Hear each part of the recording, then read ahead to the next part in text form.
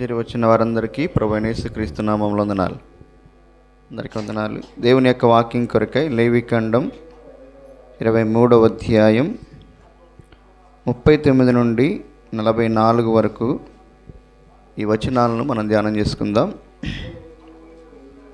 లేవికాండం 23వ అధ్యాయం 39వ వచనం దగ్గర నుండి 44వ వచనం వరకు.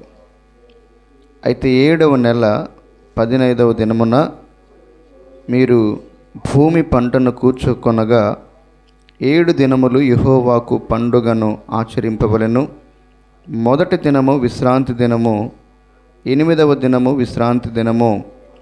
మొదటి దినమున మీరు దబ్బ పండ్లను, ఈత మట్టలను, గొంజి చెట్ల కొమ్మలను, కాలువల యొద్ద నుండి నిరవంజి చెట్లను పట్టుకొని 7 దినములు మీ దేవుడైన యెహోవా సన్నిధిని ఉత్సహించుచుండవలెను. అట్లు మీరు ఏటేటా 7 దినములు యెహోవాకు పండుగగా ఆచరింపవలెను. ఇది మీ తరతరములలో నిత్యమైన కట్టడ. 7వ నెలలో దానిని ఆచరించవలెను. నేను ఐగుప్తు దేశముల నుండి ఇశ్రాయేలీయులను రప్పించినప్పుడు వారిని పర్ణశాలలో నివసింపచేస్తునని మీ జనులు ఎరుగునట్లు 7 దినములు మీరు పర్ణశాలలలో నివసింపవలెను. ఇశ్రాయేలీయులలో పుట్టిన వారందరూ పర్ణశాలలో నివసింపవలెను. నేను మీ దేవుడైన యెహోవాను. అట్లు మోషే ఇశ్రాయేలీయులకు యెహోవా నియామక కాలములను తెలియజెప్పెను. పాత నిబంధన గ్రంథంలో దేవుడు ఇశ్రాయేలు ప్రజలకు నియమించినటువంటి 7 పండగల గురించి మనం ధ్యానం చేసుకుంటా ఉన్నాం. ఈ 7 పండగలు ఐగుప్తు దేశంలో ఉన్నప్పుడు దేవుడు వారికి నియమించలేదు. వారు ఐగుప్తు దేశంలో నుంచి విమోచించబడిన తరువాతనే ఈ పండుగలు జరిగించాలని దేవుడు ఇశ్రాయేలు ప్రజలకి ఈ పండుగలను నియమించాడు. అందుకనే ఈ పండుగలను నియామక కూటములు అని కూడా పిలుస్తారు. ఏమని పిలుస్తారు? ఈ పండుగల నియామక కూటములను కూడా పిలుస్తారు. ఈ పండుగలలో వారు దేవుని కార్యాలను జ్ఞాపకం చేసుకోవాలి. ఈ పండుగలలో వారందరూ కూడా పరిశుద్ధ సంఘముగా కూడుకోవాలి. ఈ పండుగలో వారు జీవనోపాధి అయినటువంటి ఏ పనిని కూడా చేయకూడదు. దేవుడు వారికి నియమించినటువంటి పద్ధతులను బట్టి, క్రమమును బట్టి వారు ఆ పండుగలను ఆచరించాలి. పండుగ అంటే సంతోషించేటటువంటి సమయం. వారు దేవునిని బట్టి సంతోషించేవారుగా, వారు దేవుని మహిమపరిచేవారుగా ఉండాలి అనేది దేవుని యొక్క కోరిక. సరే, ఈ లేవికాండం 23వ అధ్యాయంలో దేవుడు నియమించినటువంటి 7 పండుగలు ఉన్నాయి. మొట్టమొదటి పండుగ పేరు పస్కా పండుగ. పస్కా పండుగ యేసుక్రీస్తు ప్రభువారి యొక్క శిలువ మరణానికి సాదృశ్యంగా ఉంది. అలాగే అది సర్వమానవులిక విమోచన కార్యానికి అది సాదృశ్యంగా ఉంది. రెండవదిగా పస్కా పండుగ తర్వాత పులియని రొట్టెల పండుగ. ఈ పండుగ యేసుక్రీస్తు ప్రభువారి యొక్క సమాధికి సాదృశ్యంగా ఉంది. అలాగే యేసుక్రీస్తు ప్రభువారి యొక్క శిలువ త్యాగం ద్వారా మనందరికీ విమోచనను, రక్షణను ఆయన సిద్ధం చేస్తే ఈ పులియని రొట్టెల పండుగ పరిశుద్ధంగా మన యొక్క సొంత రక్షణని ఎలా కొనసాగించాలో నేర్పిస్తుంది. ఈ పులియని రొట్టె యేసుక్రీస్తు ప్రభువారికి సాదృశ్యంగా ఉంది. పులుపు అనగా పాపానికి సాదృశ్యం. యేసుక్రీస్తు ప్రభువారిలో పాపము లేదు కాబట్టి ఆయన పులియని రొట్టెగా ఉన్నాడు. అలాగే మన ఆత్మీయ జీవితంలో మనము కూడా ఆయన పరిశుద్ధుడై ఉన్న ప్రకారము మనము కూడా పాపము లేని వారంగా, అన్ని విషయాలలో పరిశుద్ధులంగా మన యొక్క స్వంత రక్షణను కొనసాగించుకునే వారంగా ఉండాలి. అంతేకాదు ఈ పులియని రొట్టెల పండుగలో యేసుక్రీస్తు ప్రభువారిని మనం జీవాహారంగా గుర్తు చేసుకోవాలి. యేసుక్రీస్తు ప్రభువారు అన్నాడు, నా శరీరము నిజమైన ఆహారము, నా రక్తం నిజమైనటువంటి పానమునై ఉన్నది అని అన్నాడు. అంటే యేసుక్రీస్తు ప్రభువారిని మనం అనుభవిస్తూ ఆయన వల్ల మనం పరిశుద్ధంగా మన యొక్క రక్షణ జీవితాన్ని కొనసాగించాలి. మూడవదిగా ప్రథమ ఫలముల పండుగ. ఈ ప్రథమ ఫలముల పండుగ యేసుక్రీస్తు ప్రభువారి యొక్క పునరుద్ధానానికి సాదృశ్యంగా ఉంది. ఇశ్రాయేలు ప్రజలు వారికి దేవుడు అనుగ్రహించినటువంటి దేశంలో వారి మొదటి పంటలో వారు మొదటి పనను ఎక్కడ తీసుకుని రావాలంట? గుప్పెలతో పట్టుకుని దాన్ని దేవుని యొక్క మందిరంలోనికి తీసుకుని వచ్చి యాజకునికి ఇవ్వాలి. విశ్రాంతి దినానికి మరుసటి దినము ఆ యాజకుడు దాన్ని దేవుని సన్నిధిలో అల్లాడించాలి అని రాయబడింది. అంటే మొదటి పన దేవుని సన్నిధికి తీసుకొని రావాలి అనేది దేవుడు వారికి నేర్పించాడు. అంతేకాదు ఆ యాజకుడు ఆ పనను అల్లాడించేంత వరకు కూడా వారు ఏ పని చేయకూడదు, వారు ఏ ఆహార పదార్థాన్ని కూడా తినకూడదు. కాబట్టి ఇది యేసుక్రీస్తు ప్రభువారి యొక్క పునరుద్ధానానికి సాదృశ్యంగా ఉన్నది. అలాగే యేసుక్రీస్తు ప్రభువారు మన కొరకే మరణించి ప్రథమ ఫలముగా ఆయన మొదటిగా పునరుద్ధానుడిగా తిరిగి లేచాడు. ఆయన పునరుద్ధానాన్ని బట్టి మనకి ఏమి నేర్పిస్తున్నాడంటే సమస్త మానవాళికి కూడా మరలా పునరుద్ధానం ఉన్నది అని నేర్పిస్తూ ఉన్నాడు. అయితే ఈ పునరుద్ధానంలో 2 రకాలు ఉన్నాయి. ఒకటి నీతిమంతుల పునరుద్ధానము లేక జీవ పునరుద్ధానము అని అంటారు. ఇది మొదటిగా జరుగుతుంది. ఈ నీతిమంతుల పునరుద్ధానము యేసుక్రీస్తు ప్రభువారు ఎలాగైతే పరిశుద్ధునిగా తిరిగి లేచాడో, మహిమాదేహంతో తిరిగి లేచాడో, యేసుక్రీస్తు ప్రభువారు నమ్ముకొని ఆయన కొరకై పరిశుద్ధంగా జీవిస్తూ ఆయన కొరకై నిరీక్షణతో బ్రతుకుతున్నటువంటి వారు, మనకంటే ముందుగా చనిపోయినటువంటి వాళ్ళందరూ కూడా మరలా ఏం చేస్తారంట? తిరిగి లేపబడతారు. దీని నీతిమంతుల పునరుద్ధానము అని అన్నారు. అలాగే పాపము చేసినటువంటి వారు కూడా మరలా తిరిగి లేపబడతారు. వారికి తీర్పు తీర్చడం కొరకే వారు తిరిగి లేపబడతారు. అందుకనే దాన్ని తీర్పు పునరుద్ధానమని, కీడు పునరుద్ధానమని చెప్పబడింది. కాబట్టి మూడవదిగా ప్రథమ ఫలముల పండుగ యేసుక్రీస్తు ప్రభువారి యొక్క పునరుద్ధానానికి సాదృశ్యంగా ఉంది. నాలుగవదిగా పెంతెకొస్తు పండుగ. దీన్నే వారముల పండుగ అని, దాన్నే కోత పండుగ అని కూడా పిలుస్తారు. ఈ పెంతెకొస్తు పండుగలో ఇశ్రాయేలు ప్రజలందరూ కూడా కోత కోసి పంటను తమ యొక్క ఇళ్లలో సమకూర్చుకుంటారు. ఆ పంటలో మొదటి భాగాన్ని వారు దేవుని యొక్క సన్నిధికి తీసుకొని రావాలి. వారు దేవుని యొక్క సన్నిధిలో ఆనందించాలి. దేవుడు మమ్మల్ని ప్రేమించి మాకు ఈ ఫలాన్ని ఇచ్చాడు, ఈ ఫలము మేము అనుభవించినట్లుగా దేవుడు చేశాడు. అంతేకాదు ఒకప్పుడు మేము దాసులంగా ఉన్నాం ఐగుప్తు దేశంలో అని వారు జ్ఞాపకం చేసుకుని దేవుని యొక్క సన్నిధిలో వారు సమకూర్చబడి దేవుని యొక్క ప్రేమను వారు గుర్తు చేసుకుంటూ కృతజ్ఞతగా ఈ పండుగను చేయాలి. అంటే వారు దేవునికి ఇవ్వాలి, దేవుని సన్నిధిలో వారు ఆనందించాలి. అందుకని దీన్ని కృతజ్ఞతాస్తుతి పండుగ అని కూడా పిలుస్తారు. ఇది దేనికి సాదృశ్యంగా ఉందంటే పెంతెకొస్తు అనగా 50వ దినం. ఎందుకు దీన్ని వారముల పండుగ అని అంటారంటే ఈ ప్రథమ ఫలముల పండుగ మరుసటి దినం నుంచి 7 వారాలు లెక్కిస్తారు. 7 వారాలు లెక్కిస్తారు. ఆ మరుసటి దినం అంటే 50వ రోజున ఈ పండుగ జరిపించుకోవాలి. అలాగే క్రొత్త నిబంధనలో యేసుక్రీస్తు ప్రభువారు పరలోకానికి ఆరోహణమైపోయిన తర్వాత పెంతెకొస్తు దినమున, అంటే ఆయన పునరుద్ధానం చెందింది ఆదివారం, ఆయన పునరుద్ధానం చెందినటువంటి ఆ రోజు మొదలుకొని ఖచ్చితంగా 50వ రోజున పరిశుద్ధాత్ముడు యేసుక్రీస్తు ప్రభువారు వారి కొరకై వాగ్దానం చేసినటువంటి పరిశుద్ధాత్మను వారి మీద కుమ్మరించాడు. వారు మేడగదిలో ఉంటూ ఉండగా, వారు ప్రార్థన చేస్తూ ఉండగా దేవుని యొక్క ఆత్మచేత అభిషేకించబడ్డారు, ఆత్మశక్తిని పొందుకున్నారు, ఆత్మచేత నడిపించబడ్డారు, ఆత్మచేత నింపబడ్డారు. ఈ పెంతెకొస్తు దినమున సంఘము ఆవిర్భవించింది. ఏం ఆవిర్భవించిందంట? సంఘం. దేవుడు తన ఆత్మ ద్వారా సంఘాన్ని కట్టాడు, ఈ సంఘాన్ని నడిపిస్తున్నాడు, ఈ సంఘాన్ని తన ఆత్మచేత నింపుతూ ఉన్నాడు. ఈ కోత అనేటటువంటిది నశించిపోతున్నటువంటి ఆత్మలకు సాదృశ్యంగా ఉంటే వారు అక్షరానుసారంగా కోత కోసారు. అలాగే మనము కూడా నశించిపోతున్నటువంటి ఆత్మలను సువార్త అనేటటువంటి ఆ ఆయుధాన్ని లేక ఆ కొడవలను చేతపట్టుకొని దేవుని కొరకై ఆత్మలు సంపాదించేటటువంటి దానికి ఈ కోతకాలపు పండుగ లేక ఈ పెంతెకొస్తు పండుగ సాదృశ్యంగా ఉంది. 5వ పండుగ ఏంటి చెప్పండి? బూరల పండుగ. ఈ మొదటి 4 పండుగలు యేసుక్రీస్తు ప్రభువారి యొక్క మొదటి రాకడలు నెరవేరినాయి. యేసుక్రీస్తు ప్రభువారి యొక్క మొదటి రాకడని తెలియజేస్తూ ఉన్నాయి. 5వ పండుగ బూరల పండుగ. 6వ పండుగ ఏంటి చెప్పండి? ప్రాయశ్చిత్తార్థ దిన పండుగ. 7వ పండుగ పర్ణశాలల పండుగ. ఈరోజు మనం ధ్యానం చేసుకుందాం. ఈ చివరి 3 పండుగలు యేసుక్రీస్తు ప్రభువారి యొక్క 2వ రాకడను సూచిస్తూ ఉన్నాయి. ఈ మొదటి 3 పండుగలు మొదటి 4 పండుగలు మొదటి 2 నెలల్లో చేయాలి. ఈ చివరి 3 పండుగలు 7వ నెలలో చేయాలి. 7వ నెల మొదటి రోజున వారు బూరల పండుగ చేయాలి. ఏ పండుగ చేయాలంట? బూరల పండుగ. దీన్ని శృంగధ్వనుల పండుగ అని కూడా పిలుస్తారు. ఈ బూరల పండుగ దేనికి సాదృశ్యంగా ఉంది అంటే, యేసుక్రీస్తు ప్రభువారు మధ్యాకాశంలోనికి వస్తాడు. అప్పుడు సంఘం ఎత్తబడుతుంది. కాబట్టి ఈ పెంతెకొస్తు పండుగ నాడు సంఘము దేవుని యొక్క ఆత్మచేత అభిషేకించబడి కట్టబడి నడిపించబడుతుంది కదా. ఈ సంఘం ఎత్తబడుతుంది.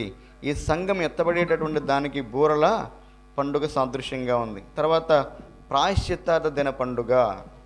సంవత్సరానికి ఒకసారి ప్రధాన యాజకుడు ఏం చేస్తాడు అంటే, తన కొరకై, తన కుటుంబం కొరకై, అలాగే ఇశ్రాయేలు యొక్క సర్వ పాపముల కొరకై ఆయన ప్రాయశ్చిత్తార్థముగా బలి అర్పించి, ఆయన దేవుని యొక్క మందిరంలోని అతి పరిశుద్ధ స్థలములోనికి వెళ్ళి ఆయన ఆ మందసం మీద ఆ రక్తాన్ని ప్రోక్షించి వారి కొరకై ప్రాయశ్చిత్తం చేస్తాడు. ఈ ప్రాయశ్చిత్తార్థ దిన పండుగలో ఈ ఇశ్రాయేలు ప్రజలందరూ కూడా దేవుని యొక్క సన్నిధిలో కూడుకోవాలి.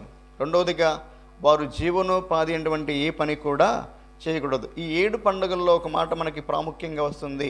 మీరు పరిశుద్ధ సంఘముగా ఎలా కూడుకోవాలంట? ఒకటి, పరిశుద్ధ సంఘముగా కూడుకోవాలి. రెండవదిగా ఈ ప్రాయశ్చిత్తార్థ దిన పండుగలో వారు తమ్మును తాము దుఃఖపరుచుకోవాలి. మూడవదిగా వారు జీవనోపాధి అటువంటి ఏ పని కూడా చేయకూడదు. నాలుగవదిగా వారందరూ కూడా దేవుని సన్నిధిలో తమ యొక్క పాపములను గురించి పశ్చాత్తాపడాలి. తమ పాపాలని ఒప్పుకోవాలి. ఆ పాపముల కొరకే వారి దేవుని సన్నిధిలో కన్నీరు గార్చాలి. అంతేకాదు ఆ దినమున వారు ఉపవాసం ఉండాలి. ఏం చేయాలంట? ఆ దినమున ఉపవాసం ఉండాలి. ఇది సంవత్సరానికి ఒకసారి చేస్తారు. చివరి పండుగ ఈ ప్రాయశ్చిత్తార్థ దిన పండుగ దేనికి సాదృశ్యంగా ఉంది అంటే, సంఘం ఎత్తబడిన తర్వాత విడిచిపెట్టబడిన వారు ఉంటారు. ఇప్పటికీ కూడా యూదులలో కొంతమంది, అందరూ కాదు, యూదులలో కొంతమంది యేసుక్రీస్తు ప్రభువారు మొదటిసారి రక్షకుడిగా, మెస్సయ్యగా, విమోచకుడిగా, రారాజుగా ఈ లోకానికి వస్తే వారు ఆయన తిరస్కరించారు. అవునా కదా? పిలాతు ఏమన్నాడు? మీకు యేసు ప్రభువు కావాలా, మీకు బరబ్బా కావాలంటే ఏమన్నారు? మాకు యేసుక్రీస్తు ప్రభువారు వద్దు, మాకు బరబ్బానే కావాలన్నారు. అప్పుడు వారు మరి యేసు ప్రభువుని ఏం చేయమంటారు అన్నప్పుడు ఆయన సిలువ వేయమన్నారు. అర్థమైందా? పిలాతు వారిని సంతోషపరచడానికి యేసుక్రీస్తు ప్రభువారిలో ఏ నేరము లేకపోయినా, ఏ దోషము లేకపోయినా, ఒకవేళ ఆయన మీద మోపబడినటువంటి నేరాలు రుజువు కాకపోయినా ఏం చేశాడంట? ప్రజల్ని సంతోషపరచడం కొరకై యేసుక్రీస్తు ప్రభువారిని సిలువ శిక్షకు అప్పగించేశాడు. అంటే యేసుక్రీస్తు ప్రభువారిని సిలువకు అప్పగించబడేటటువంటి ముందుగా ఈ యూదులు ఏమన్నారో తెలుసా? ఆయన యొక్క రక్తము మా మీదను మా పిల్లల మీదను ఉండునుగాక అన్నారు. ఈ పిలాతు అన్నాడు, నీతిమంత నిరపరాధి యొక్క రక్తం మీ మీదకి వస్తుంది, మీరు సిలువ వేయమంటున్నారు, ఈ పాపంలో నాకు పాలు లేదని తను నీళ్ళతో చేతులు కడుక్కున్నాడు.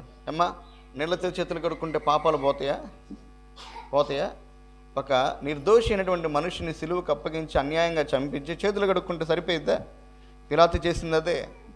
అయితే చివరికి పిలాతు ఏ అధికారం కోసం, ఏ మనుషుల్ని సంతోషపెట్టడం కోసం యేసుక్రీస్తు ప్రభువుని సిలువకు అప్పగించాడో అధికారాన్ని పోగొట్టుకున్నాడు. చివరికి పిచ్చివాడిగా ప్రజల చేత వెళ్ళగొట్టబడి భయంకరమైనటువంటి చావు చనిపోయాడు. అర్థమైందా? అలాగే ఇశ్రాయేలు ప్రజలు కూడా యేసుక్రీస్తు ప్రభువుని తృణీకరించారు. వారు అంగీకరించలేదు. వారు తాము యేసుక్రీస్తు ప్రభువుని తృణీకరించినటువంటి కారణాన్ని బట్టి వారు ఇప్పటికీ కూడా కొంతమంది ఇప్పటికీ కూడా ఇజ్రాయెల్ దేశంలో వారు యేసుక్రీస్తు ప్రభువుని రక్షకుడిగా అంగీకరించలేదు. అయితే వారు ఇప్పటికీ కూడా మెస్సయ్య కోసం ఎదురు చూస్తూ ఉన్నారు. ఎవరి కోసం అంట?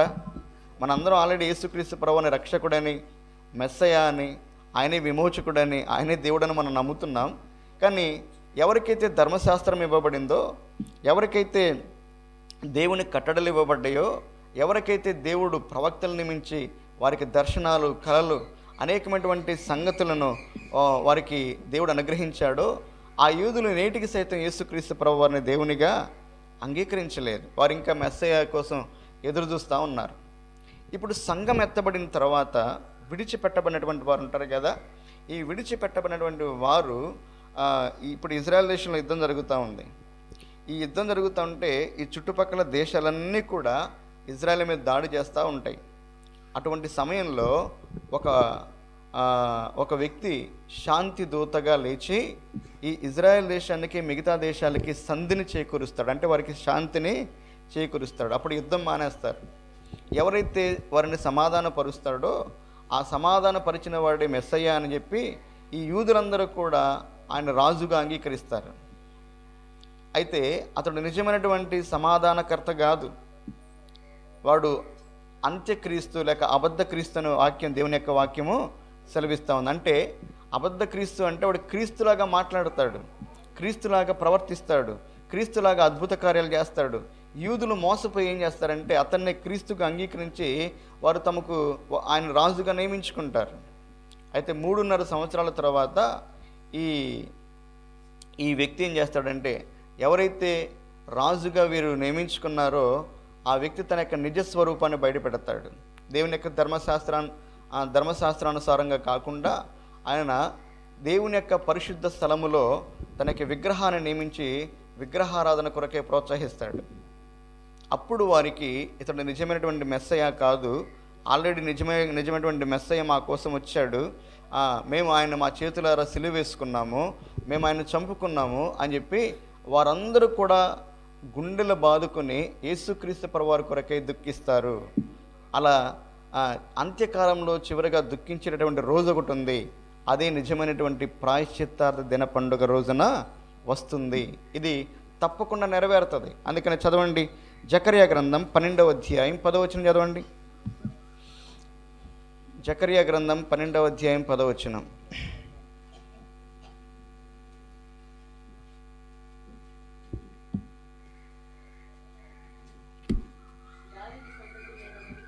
దావీదు సంతతి మీదను యెరూషలేము నివాసుల మీదను కరుణ నొందించు ఆత్మను విజ్ఞాపన చేయు ఆత్మను నేను కుమ్మరింపగా వారు తాము పొడిచిన నన్ను చూచి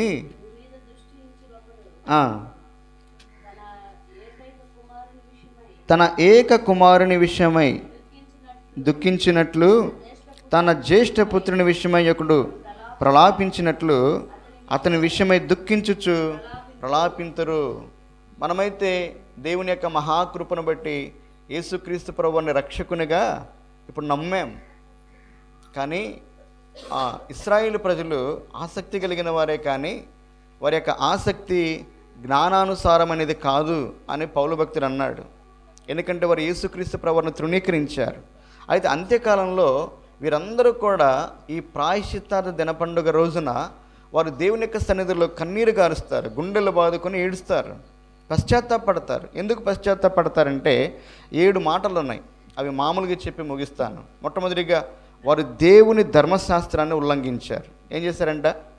దేవుని ధర్మశాస్త్రాన్ని ఉల్లంఘించారు. రెండవదిగా వారు దేవుని యొక్క విశ్రాంతి దినాన్ని అతిక్రమించారు. మూడవదిగా వారు దేవుని యొక్క ప్రవక్తలను హింసించారు, నిజమైనటువంటి దేవుని ప్రవక్తల్ని హింసించారు. నాలుగవదిగా అబద్ధ ప్రవక్తలను నమ్మి వారిని ప్రోత్సహించారు. ఐదవదిగా అన్య దేవతలను వారు పూజించడం మొదలుపెట్టారు. ఆరవదిగా దేవుని ఆలయాన్ని వాళ్ళు అపవిత్రం చేశారు. ఏడవదిగా యేసుక్రీస్తు ప్రభు వారిని వారు తృణీకరించి వారి కొరకై రక్షకుడిగా మెస్సయాగా ఈ లోకానికి దిగి వచ్చినటువంటి యేసుక్రీస్తు ప్రభు వారిని తృణీకరించి ఆయన వారు సిలువ వేసి చంపించారు. ఎప్పుడైతే అబద్ధ క్రీస్తు యొక్క లక్షణాలు ప్రవర్తనను బట్టి వీడి క్రీస్తు కాడు, ఆల్రెడీ మా క్రీస్తు అంతకుముందే వచ్చాడు, మా చేతులారా మేము ఆయన సిలువ వేసుకొని చంపుకున్నామని వారికి ఎప్పుడైతే గ్రహింపు వస్తుందో వారు గుండెలు బాదుకొని ఏడుస్తారు. అది ఇంకా నెరవేరలేదు, అది నెరవేరబోతా ఉంది. అర్థమైందా? అలా ఏడ్చేటటువంటి రోజు వాళ్ళు పశ్చాత్తాపడతారు, దేవుని సన్నిధిలో కన్నీరు విడుస్తారు. ప్రేమ కలిగినటువంటి దేవుడు యూదులను సమకూర్చడం మాత్రమే కాకుండా వారు ఈ విధంగా పశ్చాత్తాపడినప్పుడు మరలా వారిని దేవుడు క్షమిస్తాడు, వారి కొరకై ఆయన భూమి మీద అద్భుత కార్యాలు చేస్తాడు. అంతేకాదు వారి కొరకు 2 ప్రవక్తలను కూడా భూమి మీదకి ఆయన పంపిస్తాడు. మరలా ప్రకటన గ్రంథం మనం ధ్యానం చేసుకుందాం. ఆ ప్రకటన గ్రంథం ధ్యానం చేసుకునేటప్పుడు ఈ విషయాలు మనం ధ్యానం చేసుకుందాం. మరలా ఈరోజు పర్ణశాలల పండుగ. ఏ పండుగ చెప్పండి? ఈ పర్ణశాలల పండుగ ఎందుకు చేయాలి, ఏం చేయాలి వాళ్ళు? చదవండి ఒకసారి, లేవియకాండం 23వ అధ్యాయం. లేవియకాండం 23వ అధ్యాయం 39 నుంచి చదవండి. అయితే 7వ నెల 15వ దినమున మీరు భూమి పంటను కూర్చుకొనగా 7 దినములు యెహోవాకు పండుగను ఆచరించవలెను. మొదటి దినము విశ్రాంతి దినము, 8వ దినము విశ్రాంతి దినము. మొదటి దినమున మీరు దబ్బ పండ్లను, ఈత మట్టలను, గొంజి చెట్ల కొమ్మలను, కాలువల యొద్ద నుండి నిరవంజి చెట్లను పట్టుకొని 7 దినములు మీరు మీ దేవుడైన యెహోవా సన్నిధిని ఉత్సహించుచుండవలెను. అట్లు మీరు ఏటేటా 7 దినములు యెహోవాకు పండుగగా ఆచరించవలెను. ఇది మీ తరతరములలో నిత్యమైన కట్టడ. 7వ నెలలో దానిని ఆచరించవలెను. ఇప్పుడు ఇశ్రాయేలు ప్రజలు జాగ్రత్తగా నండి, 7వ నెల 15వ రోజు 15వ తేదీ వాళ్ళు ఏం చేయాలంట? పర్ణశాలల పండుగను జరిగించాలి. ఈ పర్ణశాలల పండుగ జరిగించడానికి వాళ్ళు ఏం చేయాలో తెలుసా? దేవుడు వారిని కనాను దేశానికి, అంటే వాగ్దానం చేసినటువంటి దేశానికి వారిని చేర్చిన తర్వాత వాళ్ళు మంచి నివాస స్థలాలుగా మంచి ఇల్లు నిర్మించుకున్నారు. అయినప్పటికీ కూడా ఈ పర్ణశాలల పండుగ ఎందుకు చేయాలి అంటే, వారు 40 సంవత్సరాల అరణ్య యాత్రలు ఎక్కడున్నారు చెప్పండి? గుడారములలో ఉన్నారు. ఎక్కడున్నారంట? గుడారములు. మరి వారితో పాటు దేవుడు కూడా ఉన్నాడు కదా. నేను మీలో నివసించినట్లుగా, లేక నేను మీ మధ్యలో నివసించినట్లుగా నాకు ఒక పరిశుద్ధ స్థలమును నిర్మించాలన్నాడు. ఇప్పుడు దేవుడు ఎక్కడున్నాడు వాళ్ళతోటి? దేవుడు కూడా గుడారంలోనే. అంటే వాళ్ళు ఏ గుడారములలో అయితే ఉన్నారో దేవుడు కూడా వారితో పాటు ఏం చేశాడంట? గుడారంలోనే ఉన్నాడు. అర్థమైందా? కాబట్టి ఈ 40 సంవత్సరాల అరణ్య యాత్రలో వారు గుడారములలో నివసించారు. ఆ తర్వాత వారు కానాను దేశానికి చేరారు. అయితే కానాను దేశానికి చేరిన తర్వాత ఈ గుడారాలలో నివసించినప్పుడు దేవుడు వారి పట్ల చూపినటువంటి ప్రేమ, కనికరం, చేసినటువంటి అద్భుత కార్యాలు, వారి పట్ల దేవుడు ఎంత శ్రద్ధ కలిగి వారు నడిపించాడో ఆ సంగతిని వారు మరిచిపోకూడదు. తరతరాలు కూడా దేవుని ప్రేమను, అరణ్య యాత్రలో దేవుడు వారిని ఎలా నడిపించాడో, ఎలా పోషించాడో, ఎలా సంరక్షించాడో, ఏ విధంగా వారి పట్ల అద్భుతమైనటువంటి కార్యాలు జరిగించాడో అవి జ్ఞాపకం చేసుకోవాలి వాళ్ళు. అందుకనే ఆ జ్ఞాపకం చేసుకోవడానికి గుర్తుగా దేవుడు ఈ పండుగను వారికి నియమించాడు. అర్థమైందా? ఈ పండుగల వల్ల ఏం చేయాలంటే ఈత చెట్లు కానీ, ఖర్జూరపు చెట్లు కానీ, ఏవైనా కొన్ని చెట్లు తీసుకొచ్చి గుడారాలు వేసుకోవాలి. 7 రోజులు ఈ పండుగను ఆచరించాలి. ఈ పండుగలు ఏం చేయాలి? చదవండి 42వ వచనం. నేను ఐగుప్తు దేశములో నుండి ఇశ్రాయేలీలను రప్పించినప్పుడు వారిని పర్ణశాలలో నివసింపచేసితినని మీ జనులు ఎరుగునట్లు 7 దినములు మీరు పర్ణశాలలలో నివసింపవలెను. ఇశ్రాయేలులో పుట్టిన వారందరూ పర్ణశాలలలో నివసింపవలెను. నేను మీ దేవుడైన యెహోవాను. మీరు ఎరుగునట్లు, మీ పిల్లలు ఎరుగునట్లు, మీరు నన్ను మర్చిపోకుండా, నేను చేసినటువంటి కార్యాలను మీరు మర్చిపోకుండా, మీరు నన్ను జ్ఞాపకము చేసుకోవడానికై తరతరాలు మీరేం చేయాలంట? ప్రతి సంవత్సరము 7వ నెల 15వ తేదీని పండుగను ఆచరించాలి. 7 రోజులు ఈ పండుగను జరిగించాలి. చదవండి ఒకసారి ఇంకా ఏం చేయాలో. ద్వితీయోపదేశకాండం 16వ అధ్యాయం 13 నుంచి 16 వచనాలు చదవండి ఎవరైనా. ద్వితీయోపదేశకాండం 16వ అధ్యాయం 13 నుంచి 16 వచనాలు.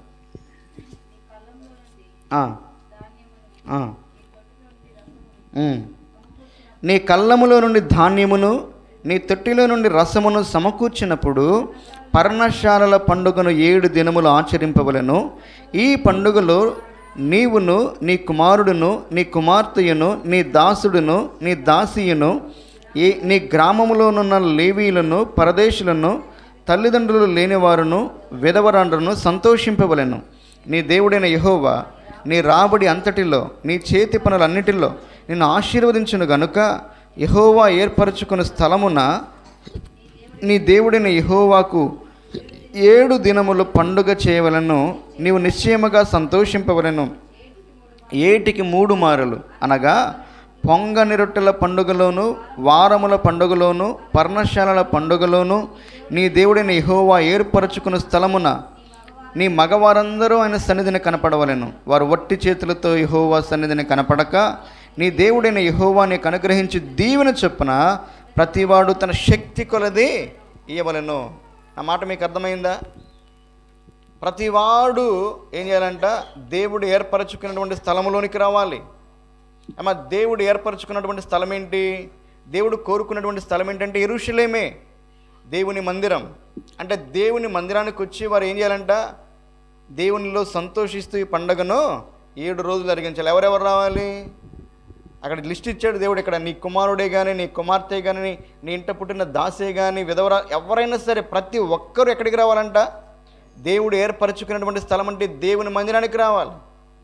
అయితే విచారం ఏంటంటే, చాలామంది పండుగలో ప్రార్థనకు రారు, మందిరానికి రారు. మిగతా లోక సంబంధమైనటువంటి విషయాల్లో మునిగిపోయి మందిరానికి రావటం, ప్రార్థన చేయటం, దేవుని ఆరాధన చేయటం మర్చిపోతూ ఉంటారు. దేవుడు నియమించింది ఏంటంటే, యెహోవాను బట్టి యెహోవా సన్నిధిలో మీరు సంతోషించాలి. అర్థమైందా? సరే, ఈ పర్ణశాలల పండుగను ఎందుకు దేవుడు నియమించాడంటే 4 మాటలు చెప్పి ముగిస్తాను. మొట్టమొదటిగా 40 సంవత్సరాలు దేవుడు అరణ్యములో వారిని నడిపించాడు. ఆ నడిపించినప్పుడు వారు గుడారాలలో నివసించారు. అయితే దేవుడు వారి పట్ల అద్భుతమైనటువంటి కార్యాలు జరిగించాడు. వారి యొక్క ఆకలిని తీర్చడానికి మన్నాను కురిపించాడు. వారి యొక్క దాహమును తీర్చడానికి బండ నుండి సమృద్ధిగా నీళ్ళను ఆయన ప్రవహింపచేశాడు. 20 లక్షల మంది ప్రజలు అరణ్యంలో ప్రయాణం చేస్తూ ఉన్నారు. వారందరికీ ఎన్ని నీళ్ళు కావాలి? వారందరికీ ఎంత ఆహారం కావాలి? అర్థమవుతుందా? అంతేకాదు, పగలేమో ఎండ, ఆ భయంకరమైనటువంటి ఎండ వేడిమి వారికి తగలకుండా ఉండడానికి దేవుడు వారితో ఉన్నాడు, దేవుడు వారిలో ఉన్నాడు. ఆయన మేఘస్తంభముగా వారిని కాపాడుతూ నడిపించాడు. అంటే ఆ మేఘము క్రింద వారు నడుచుకుంటూ వెళ్ళారు.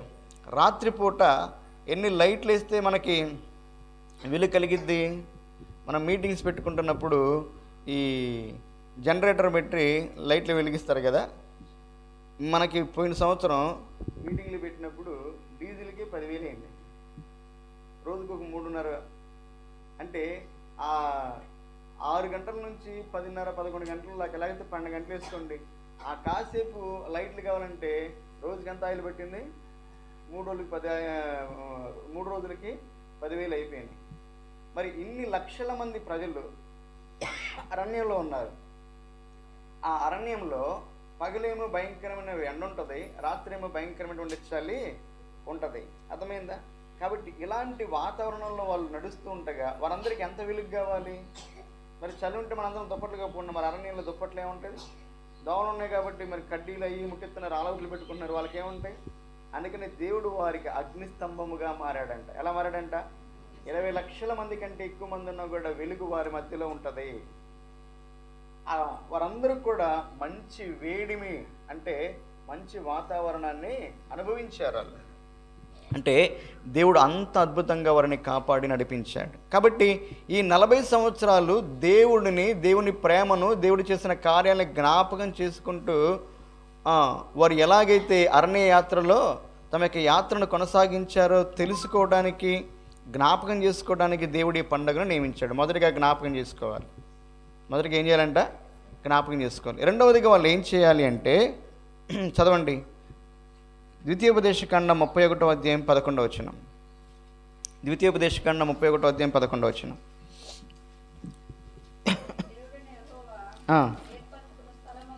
నీ దేవుడైన యెహోవా ఏర్పరచుకున్న స్థలమందు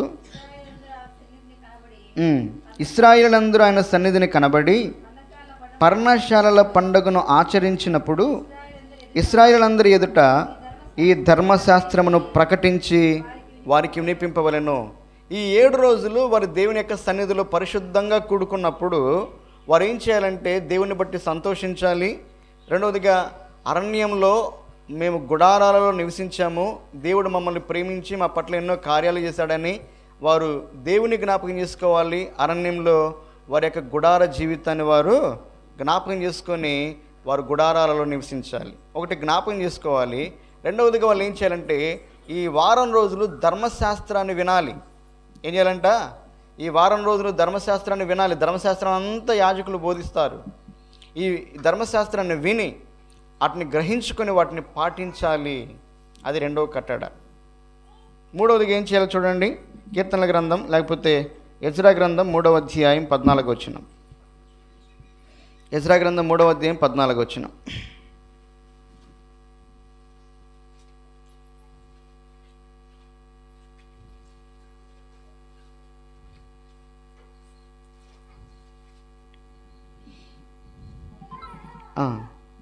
3:4 చదవమ్మా.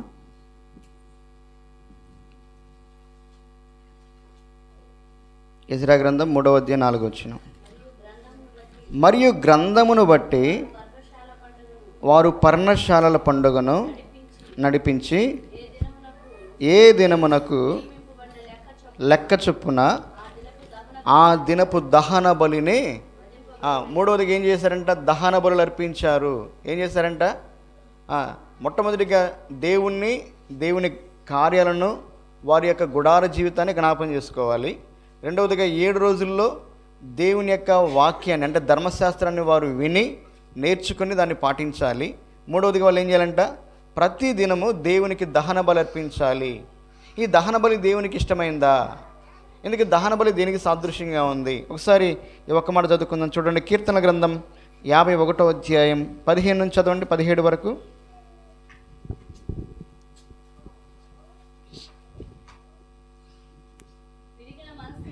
విరిగిన మనస్సే దేవునికి ఇష్టమైన బలులు.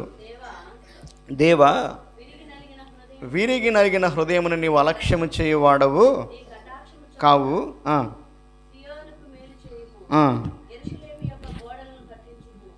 51:15 నుంచి. నా నోరు నీ స్తుతిని ప్రచురపరచునట్లు నా పెదవులను తెరువుము. నీవు బలిని కోరువాడవు కావు, కోరి నీడలను నేను అర్పించదను. దహన బలి నీకు ఇష్టమైనది కాదు. విరిగిన మనస్సే దేవునికి ఇష్టమైన. ఇప్పుడు దహన బలి దేవునికి ఇష్టమైనది కాదు. ఇప్పుడు మనం ఏం చేయాలి?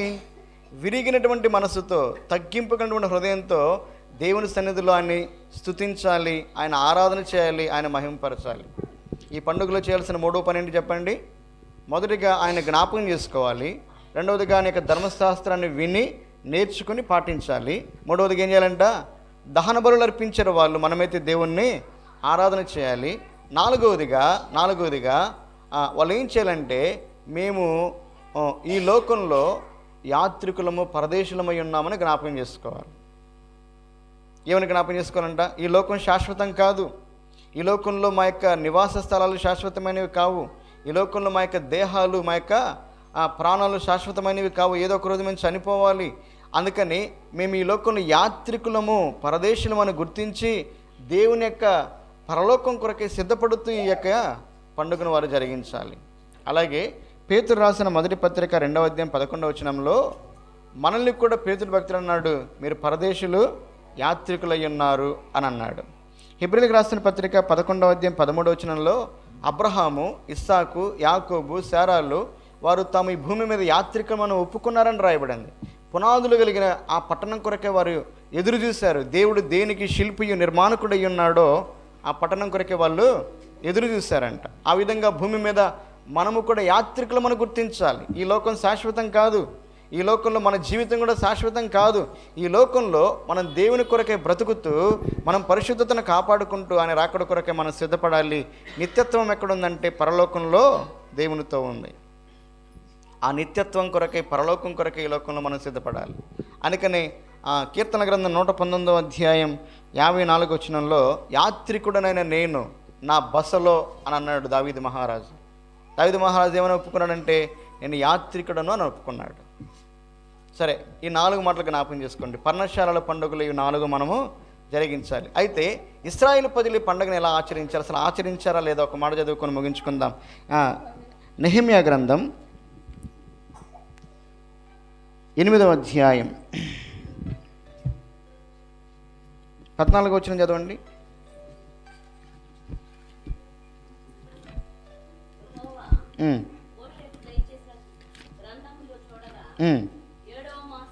ఏడవ మాసం ఉత్సవ కాలమందు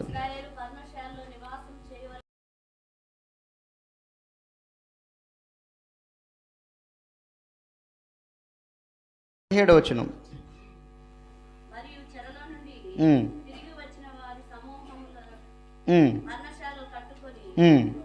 వాటిలో కూర్చుండిరి. నూను కుమారుడైన యెహోషువ దినములు మొదలుకొని అది వరకు ఇశ్రాయేలు అలాగున చేసి ఉండలేదు. నా మాట మీకు అర్థమైందా? దేవుడు మోషే కాలంలో నియమించాడు.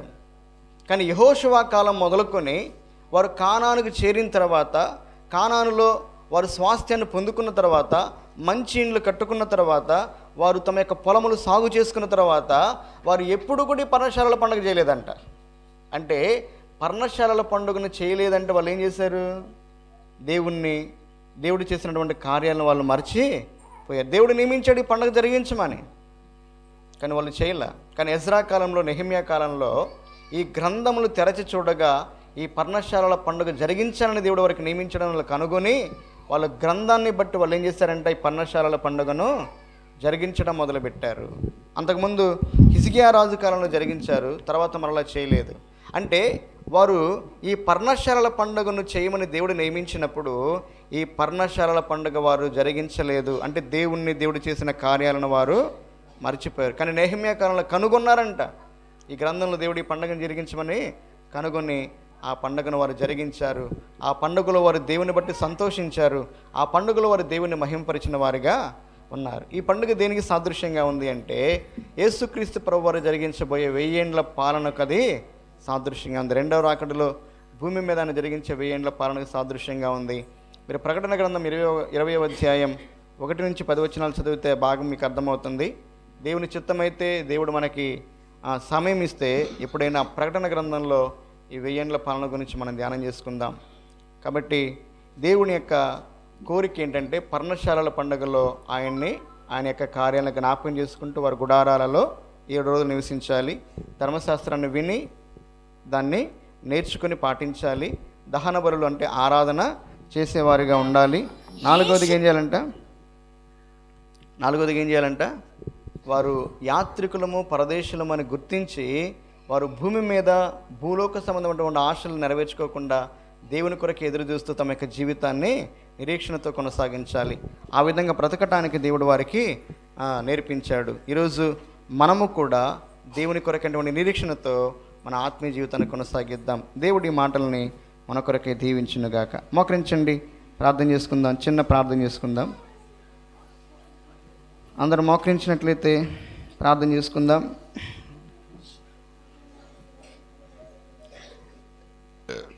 ఏడు పండుగల గురించి విన్నాం.